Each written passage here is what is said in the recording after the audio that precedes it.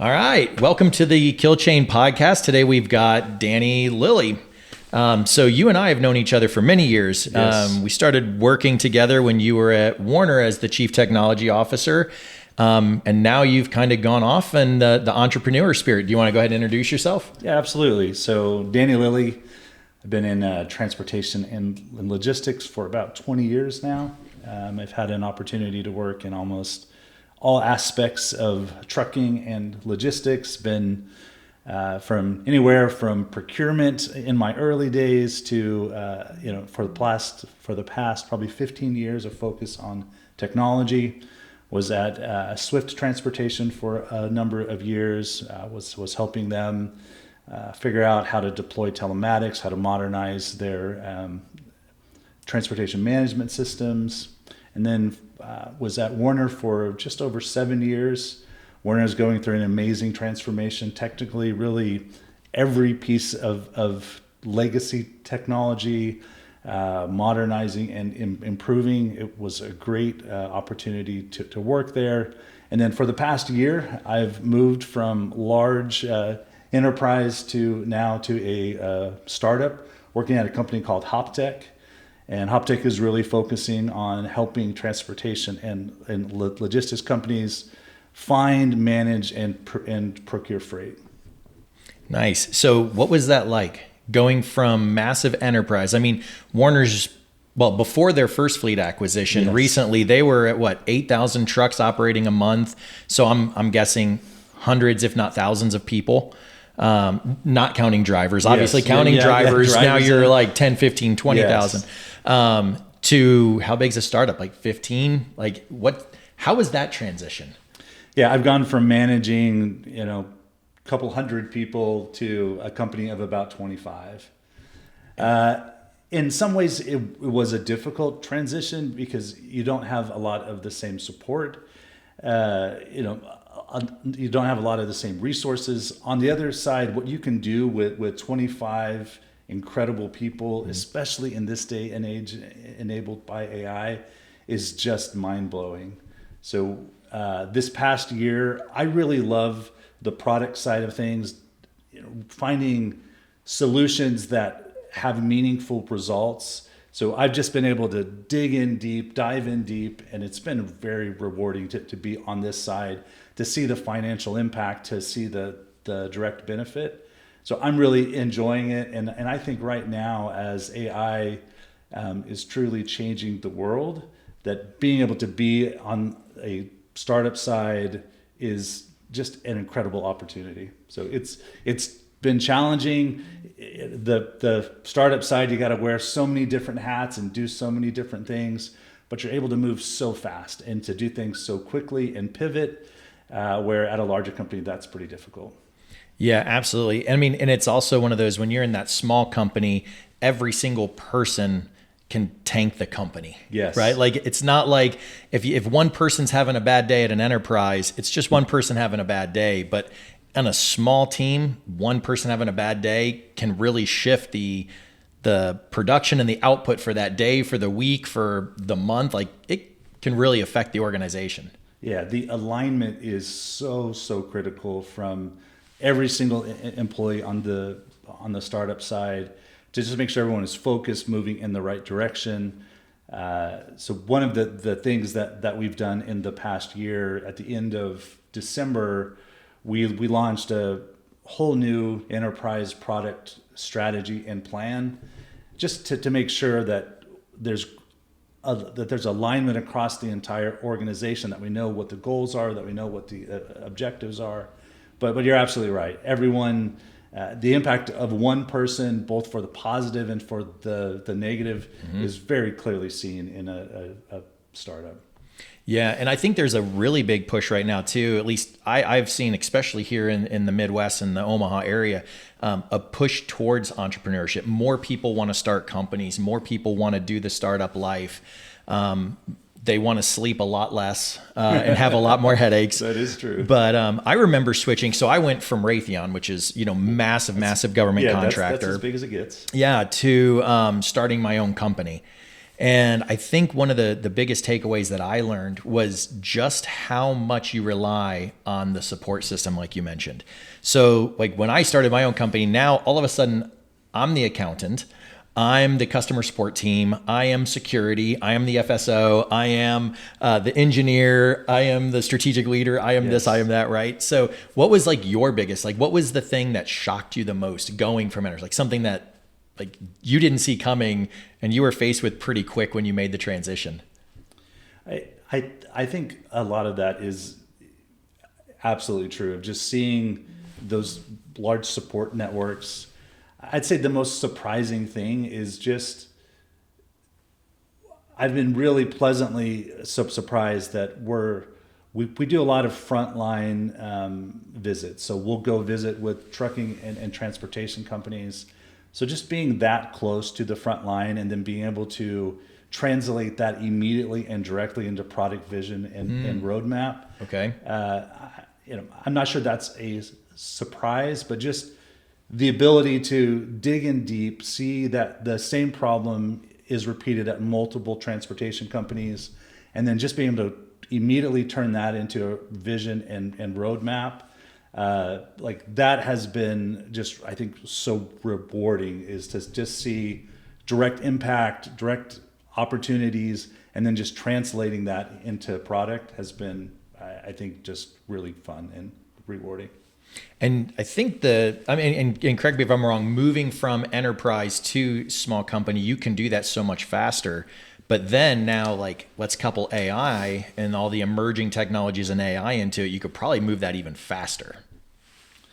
Yeah, I am a huge believer in the capabilities of AI. I actually love that there's still so many naysayers out there.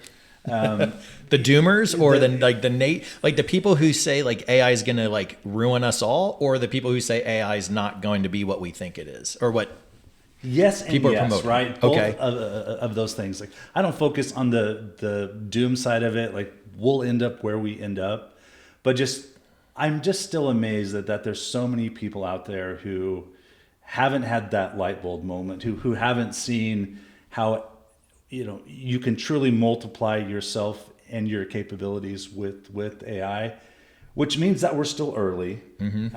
And I absolutely love that there's so many people out there still saying, I don't know, or this is grossly overhyped. When in my personal life at HopTech, and like, I am truly seeing exponential benefit. I am able to 2-3x my capabilities on a daily basis. And then as I look across my team, we're leveraging AI in sales, in marketing, in customer service, and then on the engineering side as well. I think we're just in a very unique time in the world where those companies that can truly embrace and understand AI can 3, 5, 10x those capabilities. I mean, what I think we're able to do with a 25-person company could never have been accomplished a year ago, mm-hmm. 2 years ago. And I love this idea that AI is as bad as it's ever going to be in this moment. True. Right? Like it's already incredibly capable, but it's as bad as it's going to be, and it can already do incredible things. Yeah, and it's really interesting watching, as we were younger and, growing up in tech, you'd have game-changing technologies come out, in the span of years. And now I feel like with like AI, you're having game-changing technologies released monthly. Yes. Like as new models come out, new capabilities come out, now there's the whole agentic AI race and everything else. And so going from, the first computer to where we are today took 30, 40, 50 years.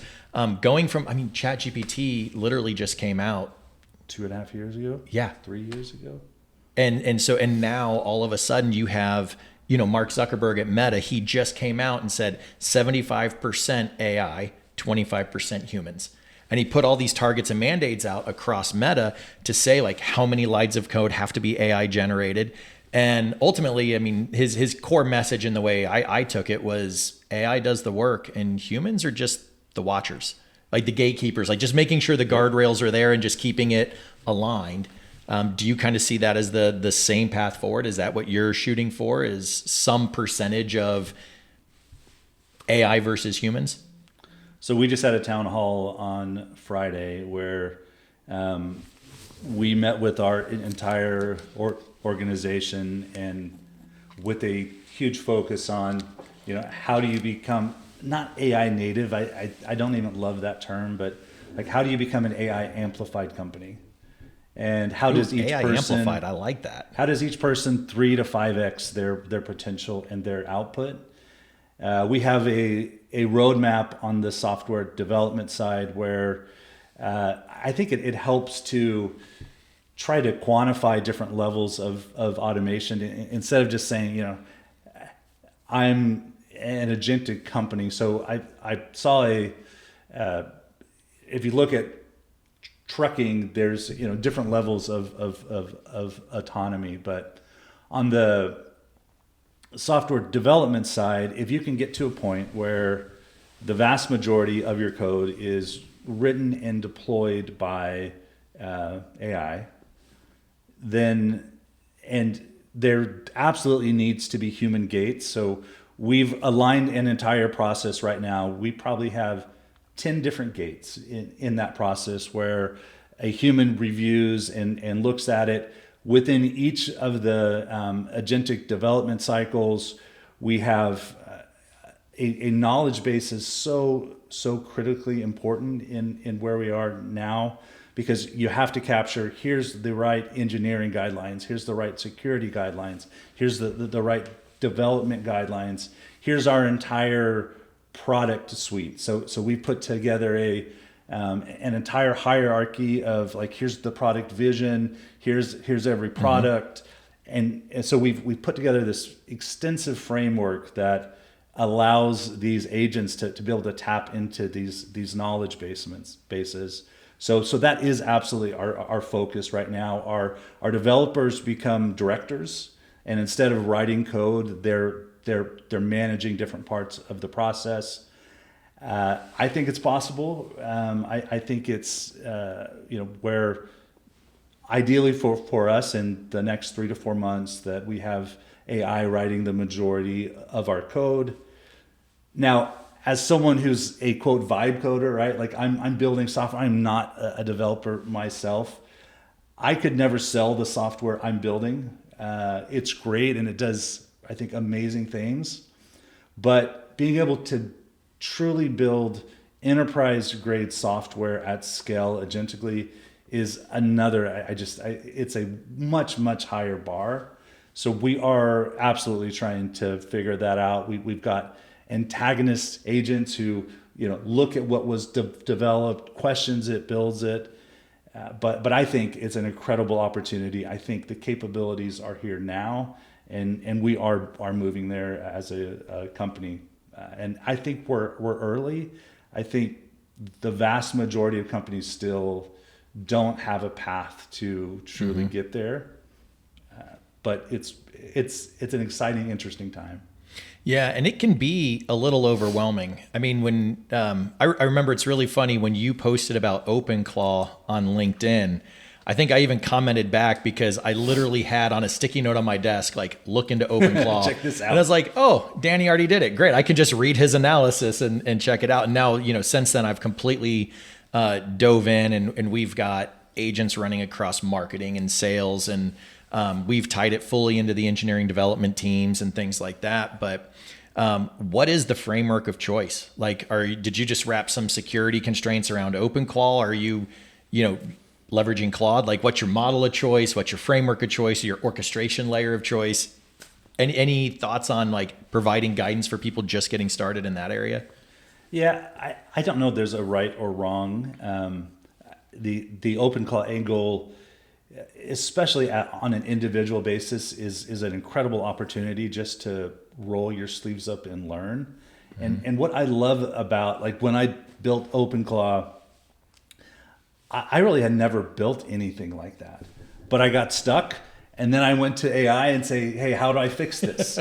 and I probably did that 100 times. I took this error and put it into AI.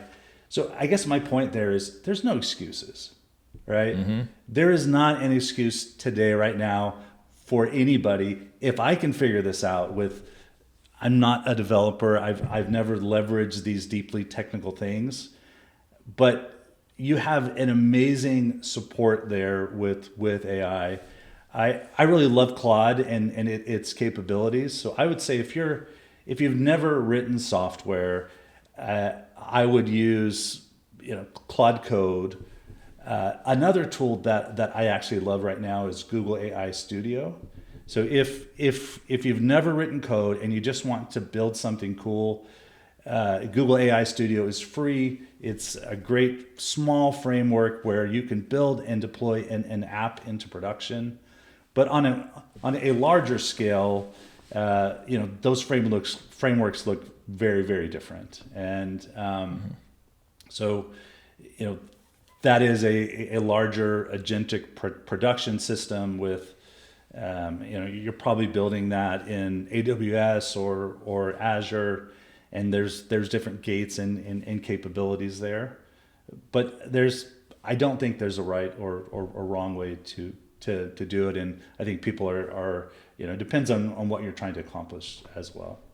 Gotcha. Now, one of the things you mentioned just previously, and you just hit on it again, is it almost sounds like doing the preparation up front. So it's almost, like we had this idea of like waterfall development back in the day. And like when I was in avionics, and this goes back a long, long time ago, you have to have all your requirements from system level all the way down to like line of code mapped out and certified, before you start really getting into development. So you really know what the product's going to look like at the end. Whereas like Agile, and now fast forward into like CI/CD, DevOps, all the other different methodologies and things, like it's really designed to what the customer say today, let's deliver that tomorrow. Yes. Kind of a thing. But when you're dealing with these agentic AI, and you talked about having like all these knowledge bases and things all structured, and we did the same thing, right? Like you do a lot of the engineering up front to have all the different requirements for security and deployment and this, that, and the other all, fleshed out. Are we having to come up with a new methodology that accounts for like Agile, but with enough frameworking behind it and enough engineering design behind it? Or do you think Agile, CI/CD like still fits in where you have the right knowledge base, it can still pivot very quickly and develop new features as requested? I would say yes and no. One of the challenge with some of the Agile frameworks is they're not Agile at all. They're very hierarchical, administrative, things like SAFe. It is an administrative nightmare to manage those kinds of things. And I get if you're developing software at scale, some of that is needed. For us, and I'm not sure this is the right way or not, we are still leveraging Epic's features and stories. We'll write a PRD and then break that down, but the size of those epics are getting smaller and smaller. So instead of writing this massive document, breaking that down into here's what I heard the past few days. We're doing a lot of this agentically as well. So we'll write a product document. Then we've got a CPO agent and a CTO agent that challenges it and looks at it. Then we have a tool, an agent that breaks it down into epics and then features and stories. So that entire pipeline, I think, still needs to be there. How much humans do, how much the systems do. I don't know if a year from now that's needed. The way that we're doing it is we're breaking that down, automatically feeding that into Azure DevOps, because you can do that with an agent as well. Then you have potentially an agent that then sorts out those stories, assigns them to additional agents. So for right now, I think it still works. A year from now, I don't know what that will look like. But certainly these much larger administrative frameworks, I think, have to be questioned. Right. No, I could definitely see that. Yeah, so playing around with some of these latest agentic technologies like OpenClaw, for example, it's incredible the power. And even when I started playing with it, I had like a million different ideas that I would do with it if I trusted it with my data. So how do you like balance that in terms of like kind of putting on a security hat now? How do you balance like AI agent capabilities with protecting your data? Like the age-old AI question, right? Yeah, I think that is, it's a really important question right now, and it will only get more important. Things like OpenClaw really exasperate that so much further. When I was at Warner, one of the things that we focused on absolutely was, there are tools out there that you can license where they guarantee not to leverage your data for their training models. Like that should be the very least thing that companies do, is have some kind of AI policy, identify which tools are safe and which tools are not. Like every company, regardless of your size, should have some kind of proprietary AI policy and a tool set that is safe to use and not. And then on top of that, there's also a fine line of, I see some companies out there say, don't use AI bad. Like that's not the right approach either. So you need a policy. That the policy needs to have these tools and capabilities. It's safe. In addition to that, I'm not sure if you have a large amount of very proprietary, sensitive data, even if it is in a tool that doesn't, quote, use it to train other models, I still think there's some risk there. What I see some companies do, and I don't know if this will be a trend going forward, but some companies are building their own private servers where they can take a data set where they can transform and leverage that data internally. I think that's an interesting approach as well. When it comes to OpenClaw, when it came out a few months ago, it definitely was the wild, wild west. I think more and more of those guardrails are coming out. NVIDIA just launched a really cool version of OpenClaw. I think it's called NemoClaw or something like that. Okay. But it has a lot of the enterprise proprietary guardrails around it. Now, the challenge with a system like OpenClaw, it has a level of autonomy. If I'm searching something in Claude Code, it's not going to go do crazy things.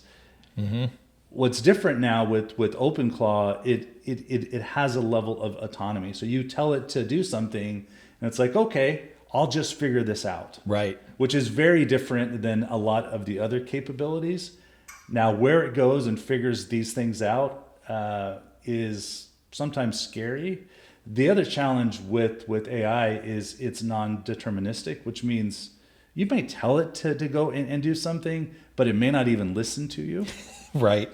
So, you just have to be incredibly aware of that.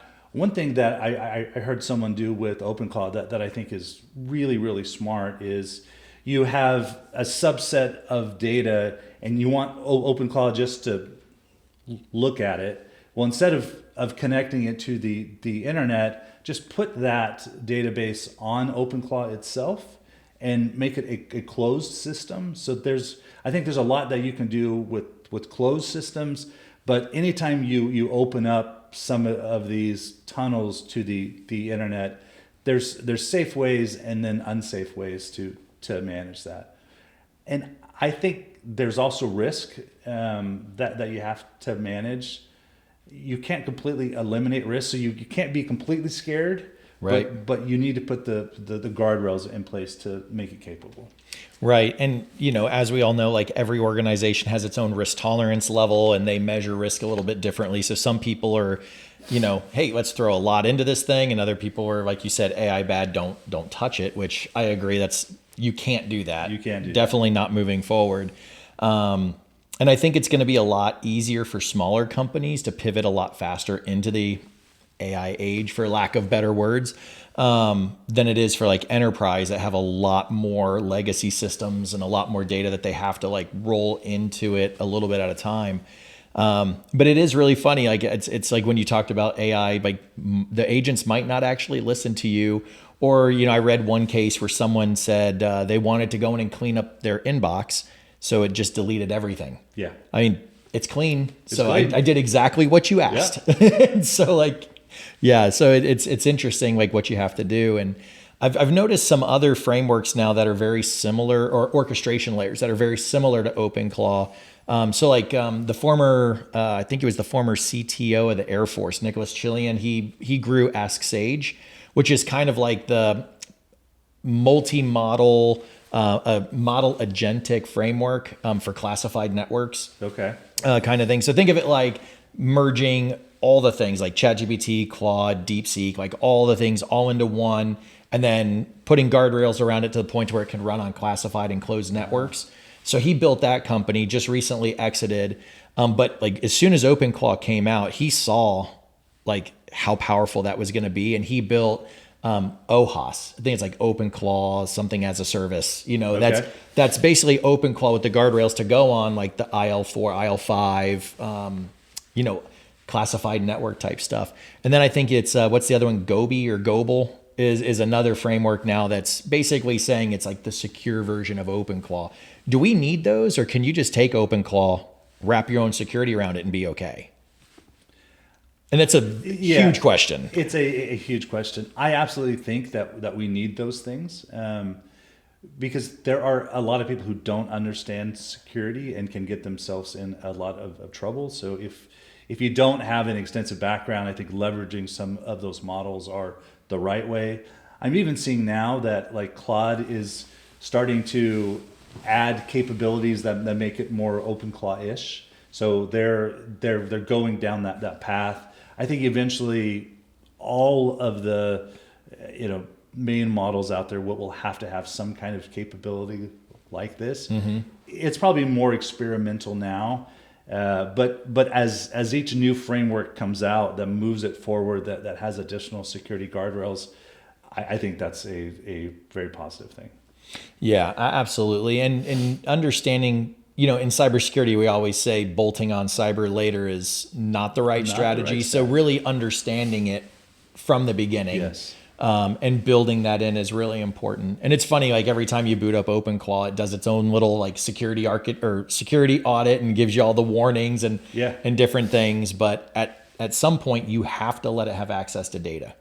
It has to have access to things, or else it's not very useful. Yeah, that's where the power comes from. Yeah, absolutely. So like looking forward, 2036, what does that look like?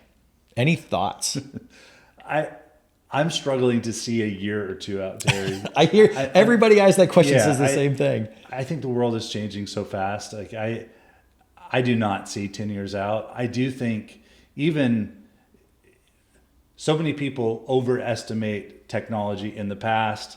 And I think this time it's different. I think we'll still see, but you just mentioned Meta moving towards 75% of software developed. I'm trying to think like what are the second and third order effects of these kinds of things of, maybe this doesn't impact 50% of the workforce, but maybe it impacts 5 or 10%. Mm-hmm. I just think we're going through such a drastic dynamic change. And I hear things from like Elon Musk, well, you don't need to worry about it. Spend all of your retirement money. It doesn't matter. You're not going to need it. I struggle to see that future and how that's good for anybody. But 10 years out, I mean, even 5 years out is just, I think, very questionable. But I think it's worth looking a year or two out and just starting to think through how we position ourselves personally, how we position ourselves professionally.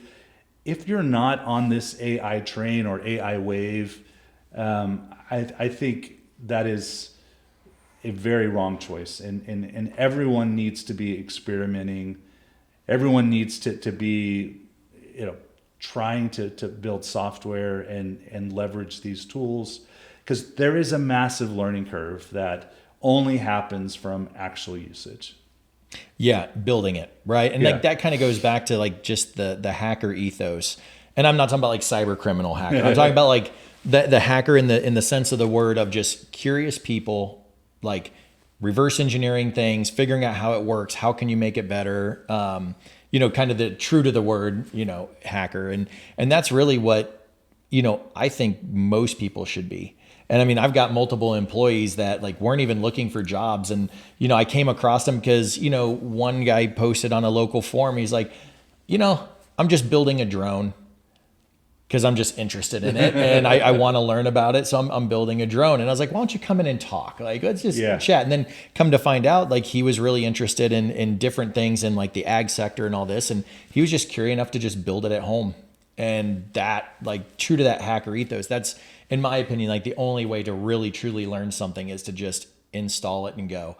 Just install it knowing, like, when I installed OpenClaw, for example, I put it on a Jetson Nano, completely isolated on its own network, no access to data, but the internet and everything else. And okay, let's go. Like, what's going to work? To start. Yeah. Yeah. Like, tie it into Claude. It's going to use some tokens. Like, what's the worst that can happen? And then, that kind of started down the path of how do we automate all of our marketing and our early stage marketing research and on and on and on down that path. And so there's, you get these, technologies. Like right now, I think most people, when you say AI to them, they just think ChatGPT. It's just a bot that's out there that you can just ask it questions and it's going to give you an answer. But like AI is like so much more than that, especially now with the agents and everything else. And so, looking forward to 2036. Who knows? Are we going to have jobs? Are we not going to have jobs? How do you AI proof yourself? Is it just become the master of AI? In the sense of like just know how to use it, and now like people are going to hire you because you're going to help them transform their organization into an AI first or agentic native or whatever buzzword you want to use. Is that how you AI proof yourself, or like how do you do that? Yeah, I've been thinking about this a bit lately. Historically, the difference between maybe an A player and a C player was the A player can 2x the output of a C player, which is incredible. What happens when an A player can 5x or 10x the output of a C or a D player? And I can already start to see some of that, in the work and on my teams, where those people who can truly multiply their efforts, I think curiosity is an absolutely essential part of that. I think the value of curiosity is exponentially higher now than it was even a year or two ago.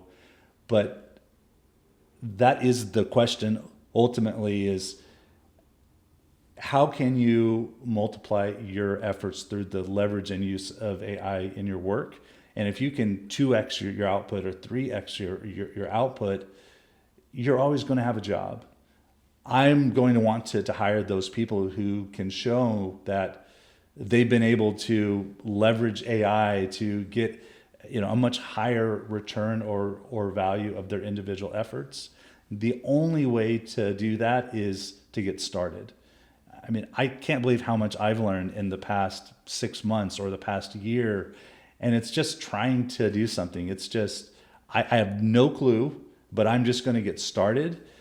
And I think the amazing part of it is you have this system that knows everything. So if you get stuck, you just ask it and figure it out. Now, I've got stuck in loops for hours and hours where I'm trying to figure it out. It gives me the same answer, but I eventually come out of it.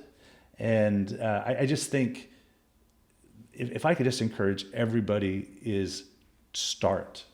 If you're still using ChatGPT to write emails, you're grossly behind. I would agree with that statement. What do we do in colleges? What should we be teaching kids?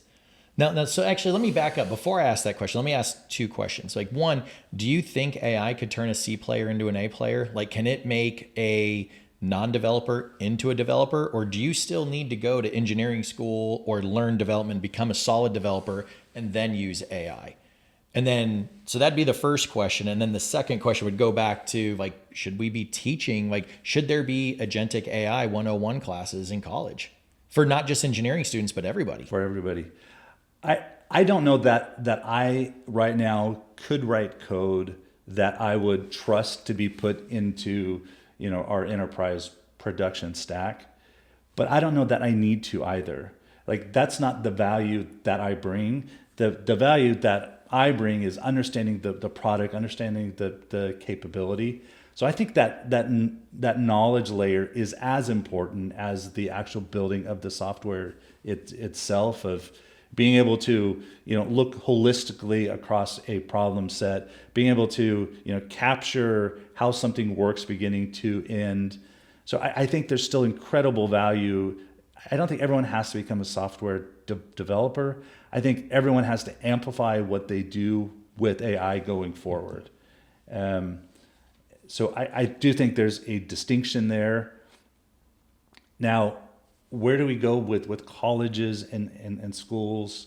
You can't hide from AI. It's here, it's coming.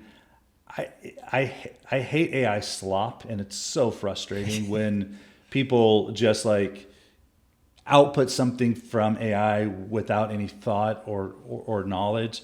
So as I've taught my kids, I've really encouraged them, like, you need to be the input. You need to think and understand way before you put that into AI. And if you want to, leverage it or improve it with AI, or have AI challenge you and question your assumptions, like, that's a good use of AI. But AI slop and AI laziness isn't going to help anybody anywhere. So I just think there's not all AI use is the same.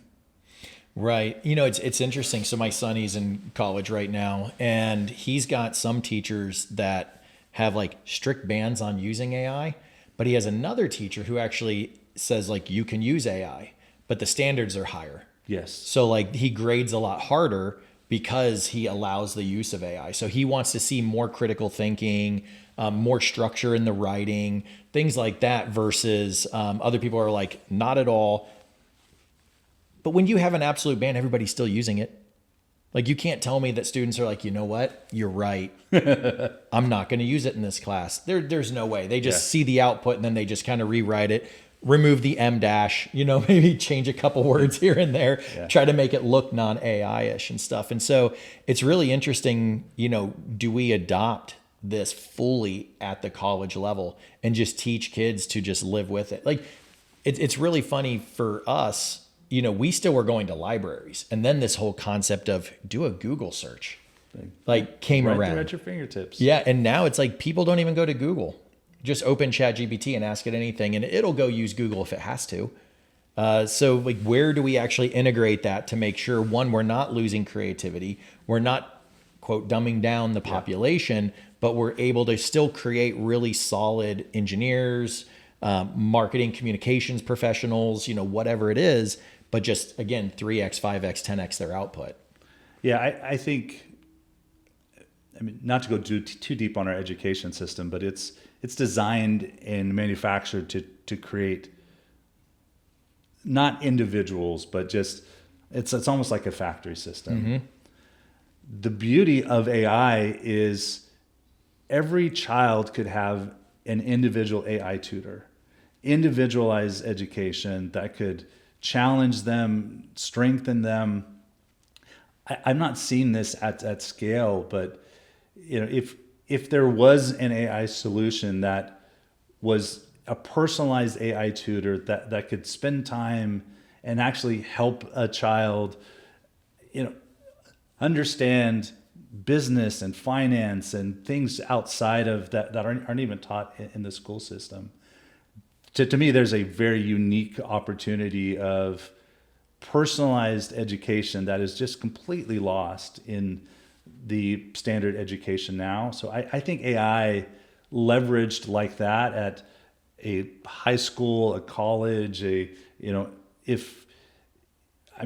been in a college class with 500 people.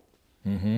How are you supposed to learn in a finance 101 class with 500 other people? But what if I could have my personal AI professor that could see me working through a problem and challenge me? Like that's where I would like to see AI in education going forward. I don't want kids, just completely stuck on computers all day, but even 2 or 3 hours a day. And I think there's a system out there now, but it costs like 50 grand per student per year or something. But the test results, everything are just phenomenal. I think if education could start to pivot toward truly individualized education, our school system would be so much better. I would agree. And they really do take, all these students with no consideration to how they learn, individual characteristics, and just say, we're going to put you in a box and everybody's going to learn the same way. And you wonder why you have issues and outliers and other things. And so, yeah, it's really interesting. Like, how do you use it and not be reliant on it? But yeah, and then trust it as well, that it's what it's teaching your kids is the right things. And so there's obviously a lot of bias in these models that take you down different paths. So there's figuring that out as well. Right. I mean, there was the whole war on the media, or, like to control the media, to control the narrative. And then there was like whoever owns the textbooks and gets to say what goes into the textbooks can help shape the ideas of kids. And now, like, who controls the models? I know that's a big debate right now on who actually gets to say how to bias the models towards what they can and can't say, or how they present material. It's always what is it, like the battle for hearts and minds? Yes. Yeah, it really is. It is on full speed ahead right now for sure. Yeah. So now there's been some recent, just pivoting slightly, like, so that's AI and coding and other things, but like, how do you see security, like, just going forward in the future? Like, there's been a lot of news coming out and a lot of talk right now that the next model released by Anthropic will just like find 0-day exploits and infrastructure and code just like crazy. Like, is it a good thing to have that out there? Is it a bad thing to have that out there? Like, how do we look at security when now what used to take, teams and teams of like very, very smart hackers to find 0 days, now you've got agents just going out and doing it? Yeah, the models right now are finding lots of 0 days. So if that only gets better, it is incredibly concerning. Whether it's good or bad, I mean, I don't know that even matters, because it's coming and it's here. True. So it's really just, how do you adapt and challenge this? There's this idea of bringing in red teams, which I think is so smart for companies to get, kind of come in, have a third party test and challenge your systems. But I think every company is going to have a capability where there's an AI team coming, scanning, challenging, finding vulnerabilities as well. Because if you're not using it, your attackers and your those trying to harm you are. So there has to be some kind of sophistication where you're from a zero trust standpoint, you've got those guardrails and gates in place to protect your systems. Yeah, and I can definitely see that. I mean, we've already got like automated scanning tools that do like automated pen testing, or security auditing, things like that, all along the lines. But I feel like, kind of going back to what you said before, the answers, in my opinion, is probably more along the lines of, you need to be using it, right? So if the adversaries are using it to find 0 days in your systems, you should have already used it to find them yourself and patch them. And so, you have to adopt the same tools. Yes. And it's almost, it's just a cat and mouse race, as they get better, adopt the newer technology and use it to, strengthen your own posture. Which is what security has always been, right? It's that next person trying to get that next advantage. So you certainly couldn't leave these capabilities to the attackers and not leverage them yourselves. Yeah, absolutely. Well, I think that's time. Thank you so much for coming out. This was fun. Terry, thank you. Yeah, absolutely fascinating. And I love what you're doing with the AI. Like, even things you said have me thinking we need to up our game here. So thanks for that. Absolutely. It's been a pleasure, Terry. Great talking with you, and love to do this again sometime. Awesome. Sounds good. Thank you.